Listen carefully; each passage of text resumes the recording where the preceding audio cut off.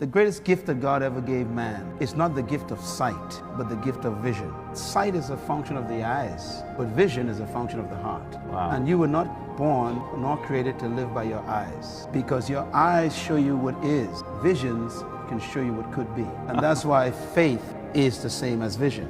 Faith is seeing things that be not, as though they already exist. Vision is a glimpse of your purpose. Vision is seeing your purpose in technicolor.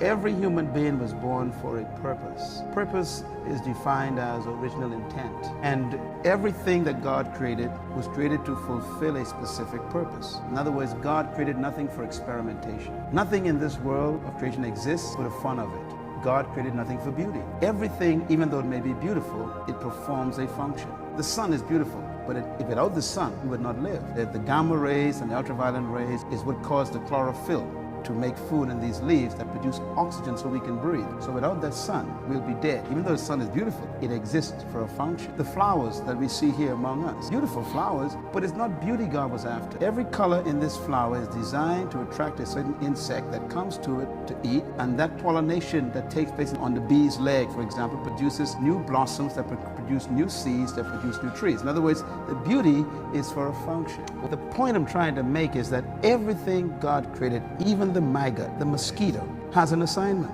Roaches that are in this earth, we don't understand. God designed nothing without a purpose. Everything fulfills its purpose, and that's what brings pleasure to God. Now, here's the unique question. If there's a purpose for the roach, the rat, the mosquito, or the bee, which is here today and gone tomorrow, how much more is there a purpose for your life? Because you are the apex of His creation. You are not a mistake. You are not an experiment. God gave you birth because there's something He wanted done that required your existence. There's something that God wanted to do on earth that made your presence necessary. You came here because there's something that God had in His mind that He wants to see manifested on planet Earth that made Him give you conception. You are not a biological accident. You are not a mistake. Matter of fact, your birth was timed by God. Whether you were born in wedlock, out of wedlock, you were born because God had a specific purpose for your life. And that is why you keep dreaming. There's no such thing as an illegitimate child. No child is illegitimate. Illegitimate means illegal.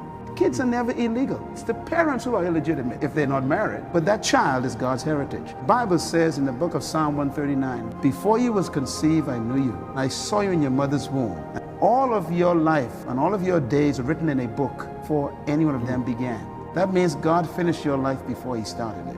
There's a book on your life. That's why everybody's a bestseller. You and I were born to fulfill a wonderful project that God already finished. God finished your life, then gave you birth to start it. That's why you can see your end. This is where vision comes from. Vision is a glimpse of your end. Everything that exists today is already finished. That's why God told Isaiah in the book of Isaiah 46, verse 9 and 10. He says, I am God, there's none like me. In the next verse he says, I am the only God who can make known the end and the beginning, and set from ancient times what is yet to come. I say, my purpose will stand. God says, I am God and there's none like me because I am the only God that begins with the end first. I finish things first and then I begin them. I finish after I've started. I start after I've finished. In other words, God never begins anything with the beginning. He begins it with the end. Then He backs up and He starts it. He says, I also make known the end at the beginning. And that's where vision comes from. Your future is God's history.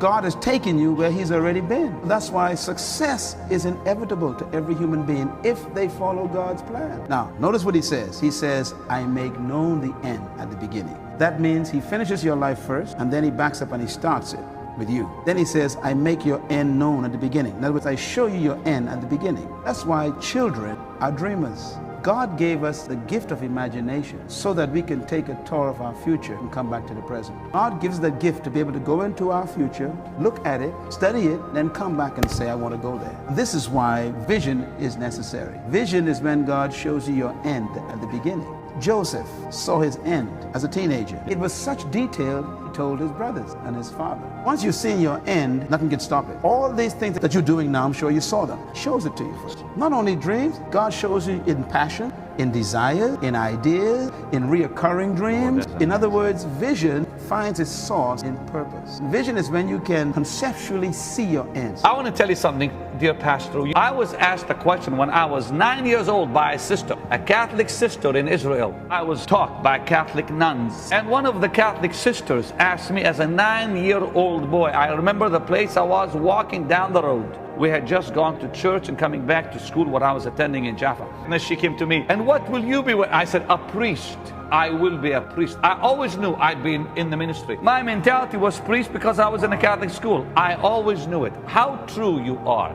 God gives us From a child. From a child, we have a dream, we have an idea. I had dreams about myself preaching. You know, I would see myself preaching with a white suit when I was just a kid. Yes, you saw it. I saw it. I saw And the you're multitude. doing it I'm now. doing it. Yeah. When I sold ice cream, I saw multitudes of people. I would tell a fellow named Bob Denman, I said, Bob, I keep seeing masses in front of me. I'm preaching. He said, oh, you're going crazy. I wasn't going crazy. That's right. I was seeing a your vision of future. God. The reason why most people are not disciplined because they haven't seen the end properly. The Bible says, without a vision, the people perish. The word perish means to throw off self-control, self-discipline. If you see your destination, controls your decision making.